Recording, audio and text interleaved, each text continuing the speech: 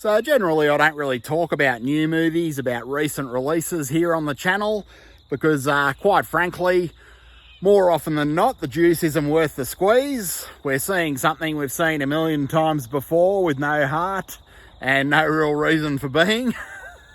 And unfortunately that sums up most of modern cinema. But it is an exception in this case. I checked out the new Netflix movie, or the new movie that's debuted on Netflix, called Apex. And this one stars Charlize Theron and Eric Bana, not to be confused with Eric Banana or Banana Man, and Taron Egerton. So this one is, well, it's not terribly original at face value.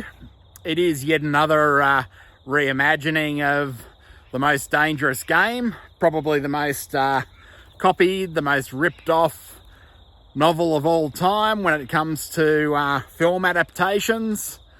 We've seen the same story regurgitated countless times, but for some reason this one seemed to strike a little differently. It has its own heart, and I'd argue that it is even a love letter of sorts to Ozploitation.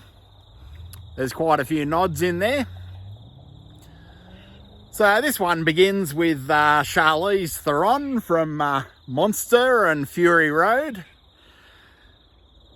or Mad Max Fury Road, and her husband Eric Bana, who was probably best remembered by strange and unusual film fans as his role as Chopper Read in the film Chopper, the biopic about one of Australia's most notorious underworld figures. And they're inexplicably climbing a mountain in Norway, a very precarious mountain in Norway, and during very precarious weather, to say the least. Very inclement weather. And no person in their right mind would probably be doing this, but it is what it is. And for some reason, Charlize Theron and her husband Eric Bana have decided to not only climb this mountain, but also sporadically camp up this vertical cliff face, which goes seemingly for miles and miles and miles. Now, no prizes for guessing that something goes wrong. Eric Bana basically takes a bit of a slip, and he crashes out, literally, and basically falls to his death off this mountain. And we learn that Eric Bana wasn't that keen on this whole thrill-seeker lifestyle, or at least his love of the thrill-seeker lifestyle had grown less enthusiastic, and suffice to say, so much less than enthusiastic as when he falls off the mountain. I'm tipping that he was anything but a fan of the extreme sports and extreme lifestyle when that happens in the movie. So Charlize Theron, I think that's how you say her name, aka Furiosa from Mad Max Fury Road, she decides to go through this whole mourning period, which includes going to Australia, going to an Australia that the movie alludes might be in the Northern Territory or Western Australia, but it is in fact all shot around the Blue Mountains of New South Wales, and I believe a little bit near the ACT border at Ginninderra Falls, I believe. For those of you local to southern New South Wales and the ACT, you might see some familiar places.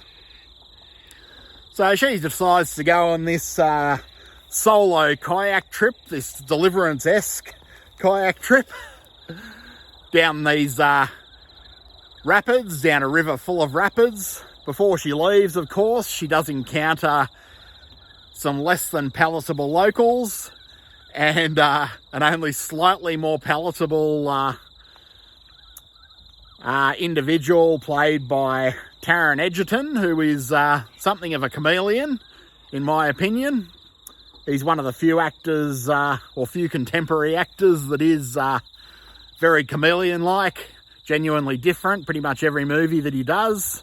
He can play the flamboyant Elton John, he can play the action hero, or he can play the slightly shady rural type of Australian gentleman, as he does in this movie.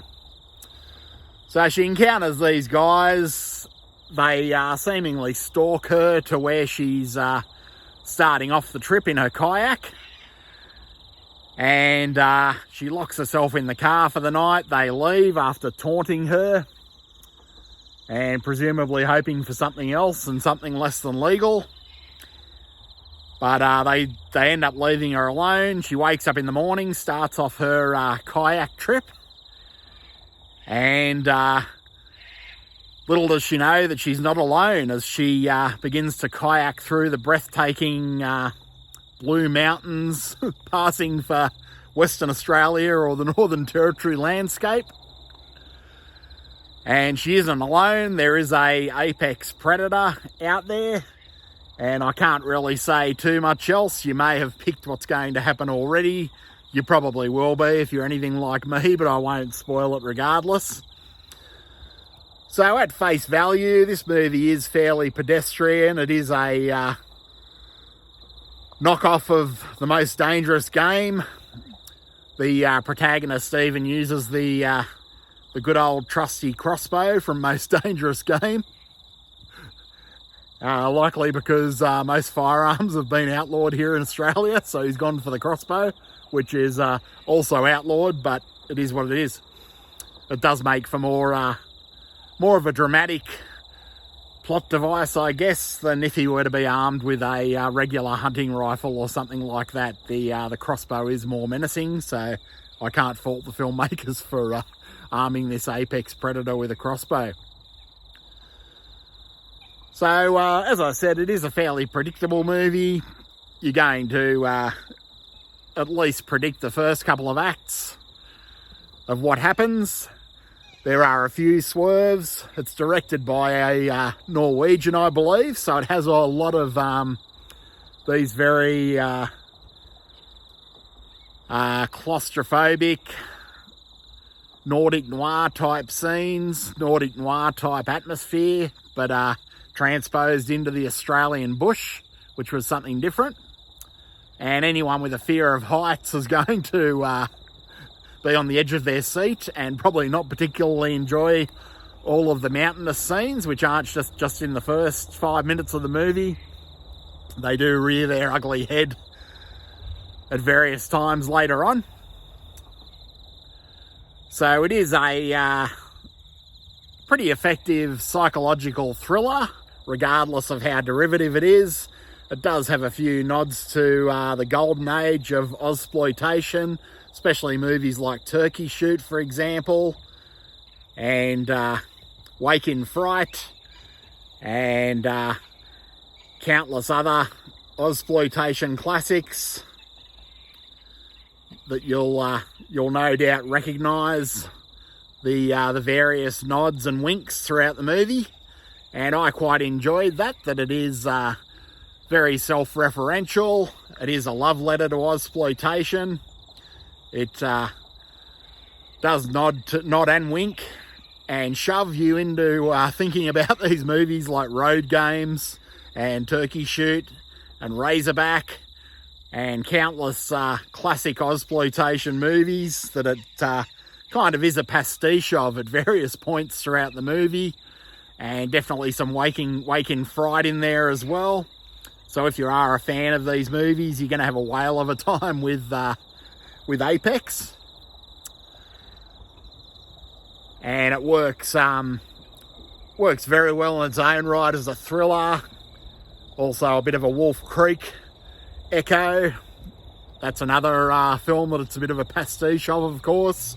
But to say too much more about that's going to probably spoil a few things before you figure out what's happening after the first half hour and spoil it yourself by basically seeing it through to its logical conclusion.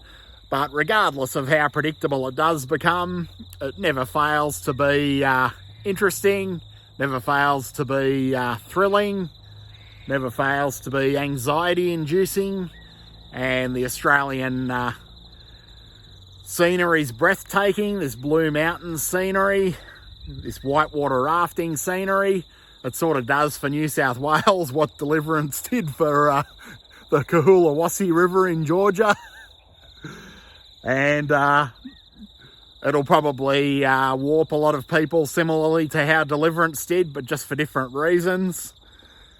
We don't have Mountain Man 1 and 2 in this one, but we do have a fairly memorable, fairly effective apex predator. So that's it for Apex, starring Charlize Theron and Taron Egerton, who, as I said, he's always a bit of a chameleon. He's better than you expect. I first saw him in the Elton John movie and assumed that he was this flamboyant type guy, but he really has been quite different in everything else that I've seen him in since. So he doesn't disappoint in this one either, and you'll find yourself thinking about it days later.